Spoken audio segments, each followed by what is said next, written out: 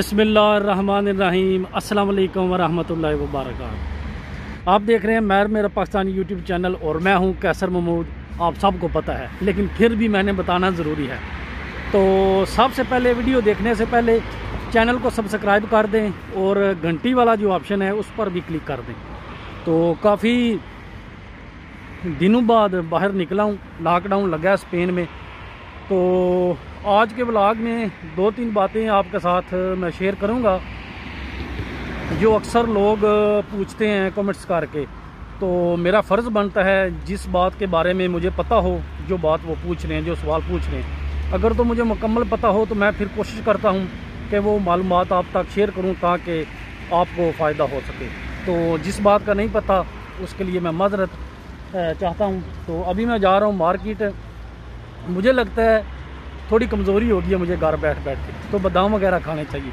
तो मैं बादाम लेने जा रहा हूँ, तो मार्केट जाऊँगा। उसके बाद फिर आपके साथ 2-3 बातें आज के व्लॉग में शेयर करूँगा। मेरे साथ रहिएगा, कहीं जाना नहीं, वीडियो को स्किप मत करें।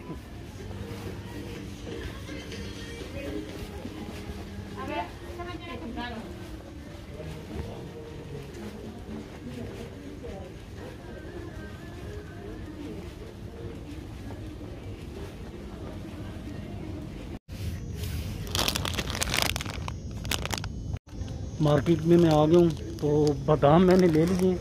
तो ये वीडियो सिर्फ थोड़े से फ़न के लिए मैं शेयर कर रहा हूँ। शायद लोग सोचें कि बादाम हमने कभी नहीं खाए, यहाँ बड़ी बात है जी बादाम लेने के लिए जा रहा है।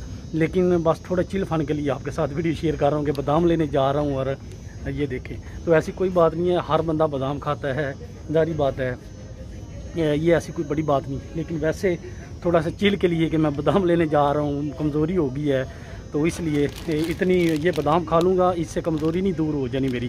हाँ, कंटिन्यू बंदा खाए 6 माह या साल लगातार बंदा खाता रहे ये खुश्क मेवा, तो फिर ये कमज़ोरी दूर कर देता है। एक पैकेट खाने से नहीं दूर कर देता, ये सिर्फ इंजॉय करने के लिए खा रहा हूँ जी। मार्केट से मैं आ गया हूँ, तो ताकत वाली चीज़ें ले आया हूँ मैं। तो अभी मैं ताकतवर हो जाऊँगा, इससे ज़्यादा कौन सा ताकतवर होना है मैंने। अच्छा जी, बात करता हूँ, 2-3 बातें करनी है आपके साथ। मैंने आज जो लोग सवाल पूछते हैं, एक तो आज ही मुझे कमेंट्स आया है, मेरे ख्याल से वो बहन जी हैं, पता नहीं भाई जी हैं, उनका जो चैनल का नाम है वहाँ पर लिखा, तो उससे तो वो बहन जी लग रहे हैं, लेकिन जो भी हैं काबिल इज़्ज़त है, काबिल एहतराम है। तो उन्होंने पूछा है कि जो पाकिस्तान की मसलन आपने स्टडी की होती है, आपके पास डिप्लोमा होता है या कोई भी डिग्री होती है, तो वगैरह वगैरह, तो क्या वो स्पेन में काम आती है? तो इस बारे में मेरे पास जो मालूमात है कि वो काम नहीं आती। मसलन आप ये कहेंगे कि आपने स्टडी की हो, यहाँ पर आपको आके थोड़ी मुश्किल पेश नहीं आएगी, लेकिन वो एक अलग चीज़ है। लेकिन उन्होंने जो बात पूछी है वो मेरे अंदाजे के मुताबिक जो मुझे समझ आई है, उनका कहने का मतलब ये है कि वो स्टडी या डिप्लोमा या डिग्री यहाँ पर लेकर आकर आप कोई काम कर सकते हैं, मसलन किसी ऑफिस वगैरह में या इस तरह कहीं जॉब कर सकते हैं। मेरे ख्याल से ये मतलब है उनका पूछने का। तो मेरे ख्याल से नहीं, जो मेरे पास मालूमात है उसकी वजह है, सबसे पहली वजह ये है कि जो पाकिस्तान में डिग्री हासिल करेगा या स्टडी करेगा, तो पाकिस्तान में जो स्टडी हासिल करता है उसको इंग्लिश पर अबूर हासिल हो जाता है। तो ज़ाहिर बात है किसी और मुल्क में जाएगा वो इंग्लिश में बात कर सकेगा, लेकिन यहाँ पर स्पेन का जो मसला है, यहाँ पर इंग्लिश नहीं बोली जाती। आपको कोई कंपनी फ़ोन करे, आपके घर में कोई लेटर आए, फ़ोन में मैसेज आए, चाहे जो डायरेक्शन होती है रोड पे वो हों, सब टोटल जो है ना वो इनकी ज़ुबान स्पेनिश में होंगी, कास्टियानो ज़ुबान में। तो उसका कोई फ़ायदा नहीं होगा। हाँ, ये फ़ायदा हो सकता है कि अगर आप स्टडी करके यहाँ पर आएँ और आकर आपको लैंग्वेज जो है इनकी ज़ुबान इडियोमा वो सीखनी पड़ेगी। अगर आप ज़ुबान सीख लें इनकी, तो शायद फिर किसी जो है ना जगह, किसी दफ्तर में या किसी बैंक में या किसी जगह शायद काम मिल जाए। लेकिन जो मेरी मालूमात है, मेरी मालूमात के मुताबिक आपको यहाँ पर आकर डिप्लोमा करना चाहिए, वो करना पड़ेगा अगर आपने कहीं काम करना है। और इनकी ज़ुबान जो है वो सीखनी पड़ेगी, फिर जाकर आप कामयाब हो सकते हैं। वरना जो पाकिस्तान की स्टडी है, किसी और मुल्क की स्टडी है, मेरे ख्याल से जॉब के लिए कारआमद नहीं है। लेकिन हो सकता है हो, लेकिन जो मेरे पास मालूमात है, जो मैंने देखा है, उसके मुताबिक नहीं। क्यों यहाँ पर ये अपनी लैंग्वेज को जो है ना प्रायोरिटी देते हैं, दूसरी ज़ुबान नहीं बोलते, तो इसलिए जारी बात है स्पेनिश बोलनी पड़ेगी आके यहाँ पर।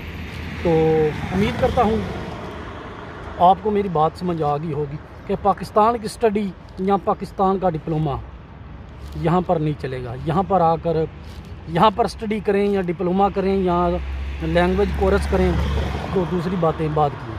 तो उम्मीद करता हूँ समझ आ गई होगी। आपको नहीं आए तो फिर नीचे कमेंट्स करें, इंशाल्लाह कोशिश करूँगा कि समझाने की, जो मेरे पास मालूमात है आप तक पहुँच सके।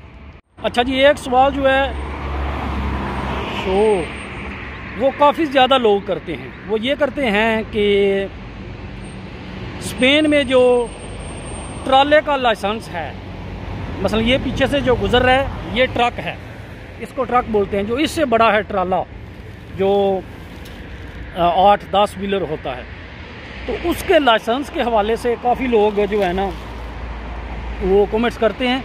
तो भाईजान मैंने एक मुकम्मल वीडियो भी बनाई थी उस हवाले से, लेकिन मैं मज़ीद आपको बता देता हूँ। जो मेरा दोस्त है नासिर, वो 5 साल से वो काम करता है, मैंने सब बताया था, लेकिन फिर भी एक दफ़ा मैं आपको बता देता हूँ दोबारा कि यहाँ पर स्पेन में एक जगह है गांदिया, वहाँ पर वो लाइसेंस करवाते हैं, पाकिस्तानी मशहूर हैं, पंजाबी में उर्दू में आपको समझाएंगे, लेकिन पढ़ना आपने स्पेनिश में ही है, कास्तियान ज़ुबान, कास्तियानो जिसको बोलते हैं।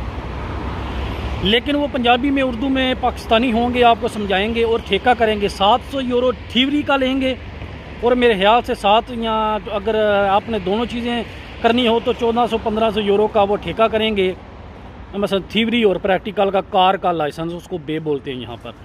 लेकिन रहायश और खान पीन का जो इंतज़ाम है वो आपने खुद करना है, उसके अलग पैसे देने हैं। 2 माह आप कर लें, 2 माह में आपने खाने के भी पैसे देने हैं, रहायश के भी, और लाइसेंस करना है जो ठेका करना है। 1500 ये हो गया। खाने पीने के जो हैं वो 2000 या इससे ऊपर हो गए। तो ये उसके बाद जो पीछे पहले ट्राला गुजरा था उसका आपने लाइसेंस करना है, तो उसका एक अलहदा कोर्स करना पड़ता है। कोर्स से मुराद मसलन उसकी थ्योरी भी करनी पड़ती है और उसका जो प्रैक्टिकल है वो भी करना पड़ता है। तो जब वो हो जाएगा उसके बाद बड़ा ट्राला आएगा, जो बड़ा ट्राला होता है उसकी भी आपने थ्योरी करनी है, और उसके बाद उसके 2 प्रैक्टिकल होते हैं, एक सीधा चलाने का, एक रिवर्स चलाने का। तो ये कर लेंगे।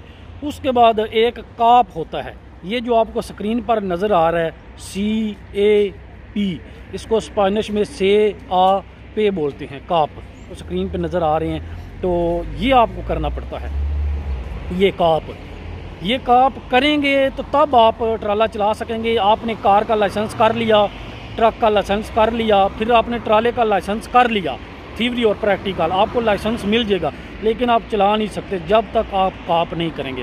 काप का ये है कि 5000 सवाल होते हैं, चैप्टर में 100 सवाल होते हैं, तो बिना तस्वीर के होते हैं, सिर्फ वो पूछ रहे होते हैं स्पेनिश में। तो वो सारे आपने याद करने हैं, 5000 सवाल याद करने हैं। उसके बाद जब आपका इम्तिहान आएगा, एग्ज़ाम, वहाँ पर 100 सवाल आएंगे। 100 सवाल में से एक सवाल आप ठीक हल करेंगे, सही जवाब देंगे, 2 पॉइंट मिलेंगे। लेकिन अगला जवाब आप गलत देंगे तो 1 पॉइंट आपका कम हो जाएगा। तो इस तरह आपने 100 सवाल में से 50 पॉइंट जो है वो हासिल करने हैं, तब आप जाके पास होंगे।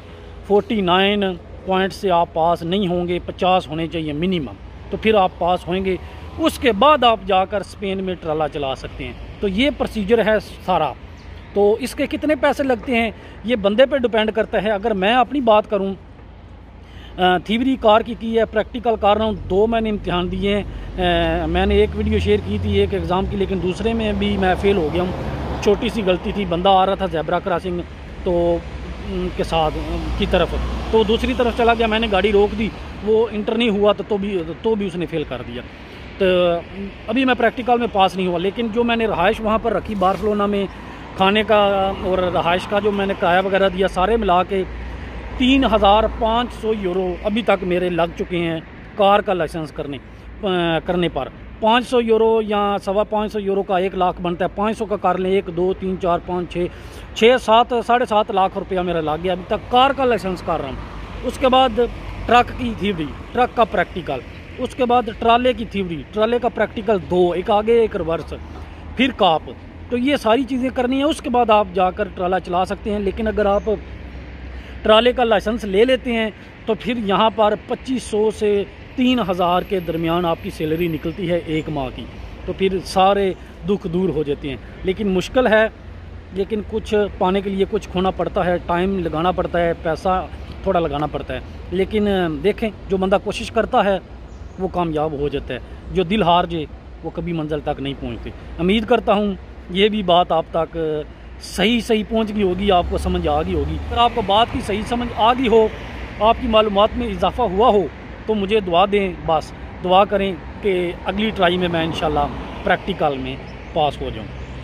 तो घर जाते जाते जो है ना, यहाँ पर स्पेन में जो लॉकडाउन है उसके हवाले से मैं आपके साथ बात शेयर करता जाऊँ कि स्पेन में लॉकडाउन लग गया है। हर इलाके का, हर सूबे का एक अपना कानून है, उसके मुताबिक उनका जो प्रेसिडेंट है एक सूबे का होता है, उसने जो है ना ऑर्डर दिया, उसके मुताबिक लगा है। पूरे स्पेन में एक जैसा लॉकडाउन नहीं है। यहाँ पर जैसा लॉकडाउन लगा है, सुबह 6 से लेकर शाम 6 तक, पिछले टाइम जो 6 होते हैं, उस 6 बजे तक आप दुकान ओपन करके चीज़ें वगैरह बेच सकते हैं। मसलन दुकान पे आके कस्टमर चीज़ें खरीद सकते हैं, खाना जो भी हो। लेकिन 6 बजे के बाद, पहले 10 बजे टाइम था, लेकिन अभी उन्होंने 11:30 कर दिए। 11:30 बजे तक, 6 बजे से लेके 11:30 बजे तक रात के आप सिर्फ होम डिलीवरी कर सकते हैं, दुकान के अंदर बंदा नहीं इंटर हो सकता। तो मैं जहाँ पर काम करता था वहाँ पर होम डिलीवरी नहीं थी, तो वो दुकान बंद हो गई है। तो मैं भी बिल्कुल फारग बैठा हूँ, फ्री हूँ, काम नहीं है। तो ये सिचुएशन है स्पेन में लॉकडाउन के हवाले से। तो काफ़ी बोरियत चल रही है, घर बैठा हूँ। और दूसरा जो मैंने एग्ज़ाम दिया था, मैंने आपको बताया, मैं उसमें फ़ेल हो गया। तो अभी इंतज़ार कर रहा हूँ तीसरे एग्ज़ाम का। तो घर बैठा हूँ और इंतज़ार कर रहा हूँ। दोनों चीज़ें मुश्किल हैं, एक तो फ़र्क घर बैठना, एक इंतज़ार करना। लेकिन अल्लाह के दर पे उम्मीद होनी चाहिए, आस होनी चाहिए, भरोसा होना चाहिए।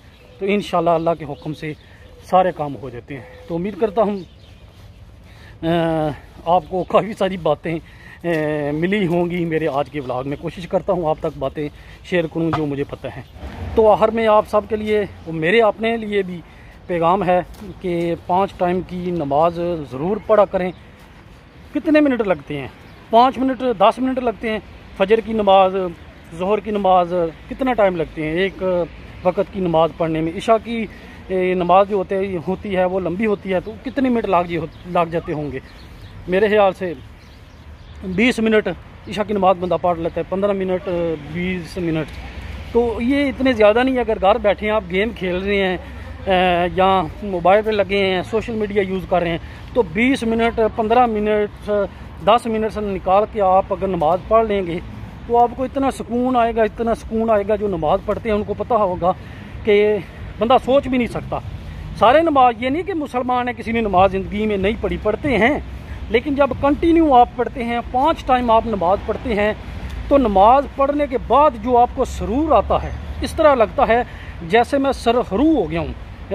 मज़ा आ गया कि मैं अपने मालिक के सामने, हकीकी मालिक के सामने सरहरू हो गया हूँ। तो इतनी ज़बरदस्त फीलिंग आती है।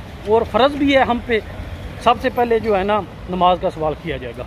तो नमाज़ पढ़ा करें और कोशिश करें अगर हो सके तो एक दूसरे की मदद ज़रूर किया करें। ख़ासकर जो हमारे इर्द गिर्द गरीब हैं उनका ख्याल ज़रूर रखा करें।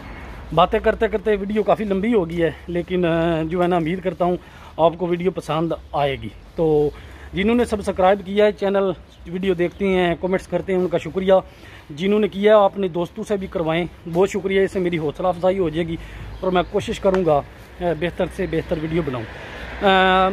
इसलिए काम वीडियो बना रहा हूँ, घर बैठा हूँ, तो इसलिए घर बैठ के क्या वीडियो बनाऊँ, तो भी बाहर निकला हूँ तो वीडियो बनाई है। जो चंद सवालात आपने किए थे, वीडियो को लाइक कर दें, शेयर कर दें और कमेंट्स करके अपना फीडबैक ज़रूर दिया करें। इंशाल्लाह ज़िंदगी रही तो किसी और वीडियो में आपसे दोबारा मुलाकात होगी और मैं कोशिश करता हूँ आप जो कमेंट्स करते हैं उसका जवाब दूँ वीडियो की शक्ल में या वहाँ पर रिप्लाई करके। तो मुझे दें इजाज़त, अपना बहुत ज़्यादा ख्याल रखना। अल्लाह हाफिज़। पाकिस्तान जिंदाबाद।